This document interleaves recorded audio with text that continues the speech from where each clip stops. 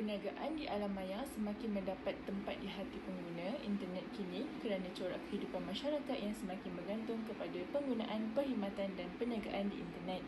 Budaya ini terutamanya golongan bekerja dan muda-mudi telah menunjukkan peningkatan minat yang ketara terhadap penggunaan internet sehinggakan ia menjadi satu keperluan. Keadaan ini telah membawa kepada corak perubahan gaya hidup di mana golongan ini telah menunjukkan kepada satu corak pembelian baru iaitu pembelian secara atas talian di pasaran maya. Situasi ini mula mendapat perhatian kepada industri perniagaan sekitar 1990-an kerana mampu menjadi pendapatan yang lumayan.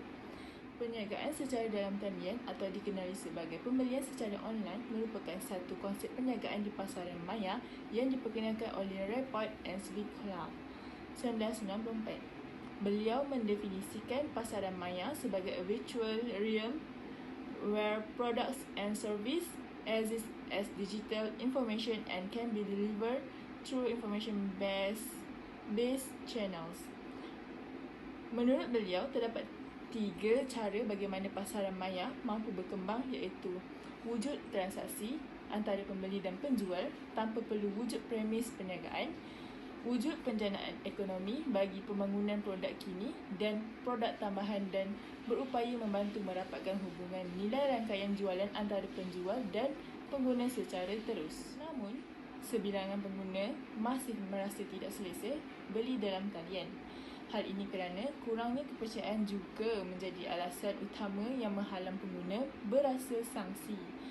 Pengguna perlu meneliti dan mengetahui produk seperti bertemu rakan bagi mendapatkan pendapat mengenai produk sebelum membeli.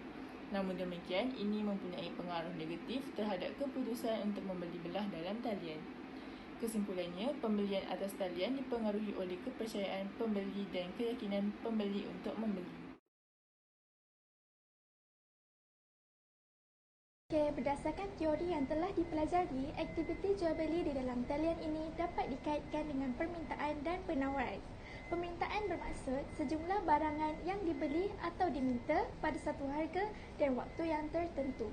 Terdapat beberapa faktor yang menyebabkan permintaan barangan di dalam talian bertambah. Salah satunya adalah harga barangan yang ditawarkan di dalam talian adalah jauh lebih murah berbanding dengan harga yang ditawarkan di kedai. Hal ini kerana penjual di dalam talian tidak menampung kos-kos seperti belanja sewa ataupun bayaran gaji. Seterusnya, apabila permintaan barangan meningkat, maka harga yang ditawarkan oleh penjual di dalam talian berkurang. Ini dapat dibuktikan melalui keluk permintaan yang berada di sebelah. Faktor yang lain menyebabkan permintaan barangan di dalam talian meningkat adalah ketika berlakunya wabak COVID-19 yang berlaku baru-baru ini. Ketika ini, orang ramai tidak dibenarkan untuk keluar ke rumah selain membeli barangan yang penting.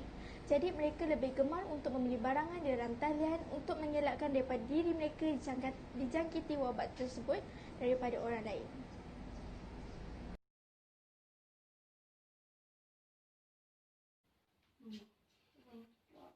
Selepas teori permintaan ialah teori penawaran.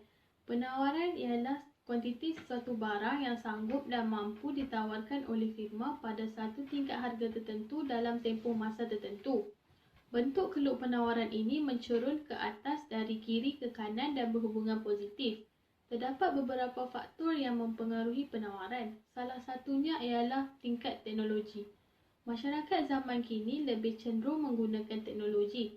Seiring dengan itu, pengeluar menggunakan teknologi sebagai medium untuk mengeluarkan dan menjual barangan mereka. Sebagai contoh, Shopee dan Lazada. Faktor seterusnya ialah matlamat pengeluar.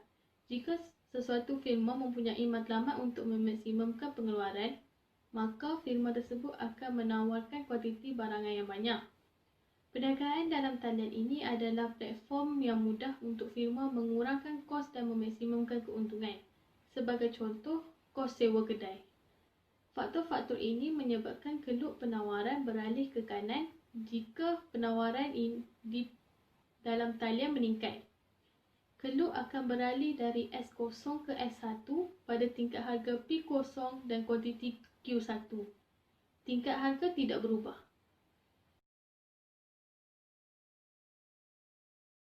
Saya akan menerangkan tentang kaitan kes dengan teori permintaan.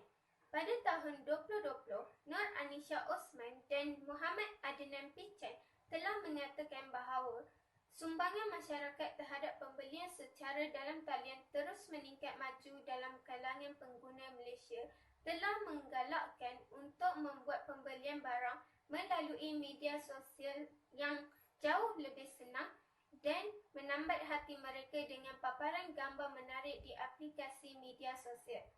Di sini, faktor permintaan iaitu faktor perubahan cita rasa telah membuatkan ramai orang lebih berminat untuk membeli barang secara dalam talian kerana setiap pengguna mempunyai cita rasa masing-masing. Menurut Afiq Hanif pada tahun 2017, beliau menyatakan bahawa 70% perbelanjaan pembelian secara dalam talian adalah pengguna daripada golongan berpendapatan sederhana dan ke atas. Kata-kata Afiq Hanif telah membuktikan bahawa perubahan pendapatan juga merupakan penentu permintaan. Permintaan bagi barang normal dan barang mewah berhubungan positif dengan perubahan pendapatan. Kenaikan pendapatan pengguna telah meningkatkan kuasa beli dan keupayaan pengguna untuk berbelanja. Permintaan bagi barang normal turut bertambah walaupun harga barang itu tidak berubah. Jadi, keluk permintaan akan beralih dari kiri ke kanan.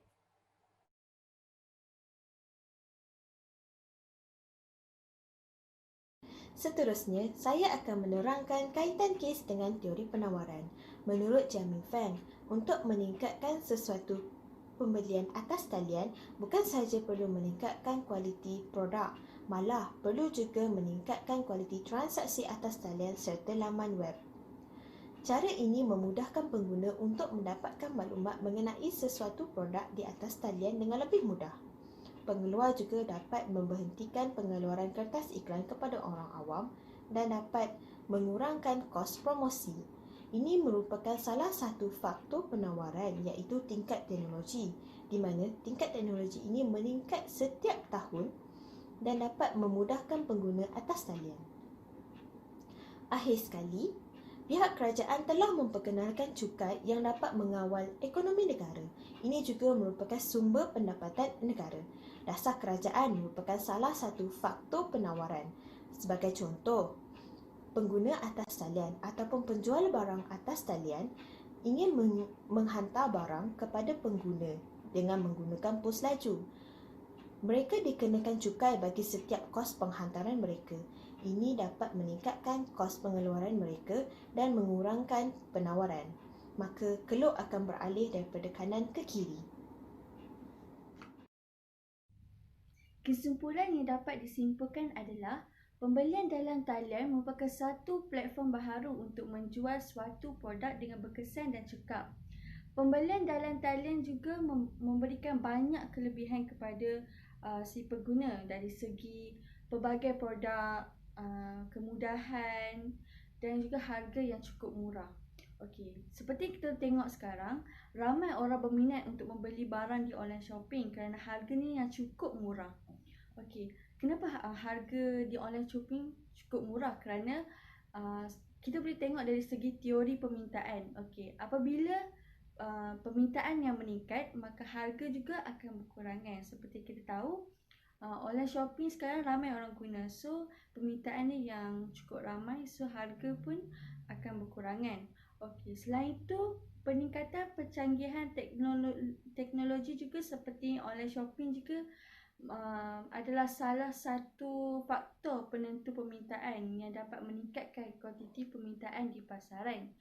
Kuantiti permintaan dapat diramalkan melalui harga barang itu sendiri ataupun tingkat pendapatan pelanggan dan juga selera pelanggan tersebut.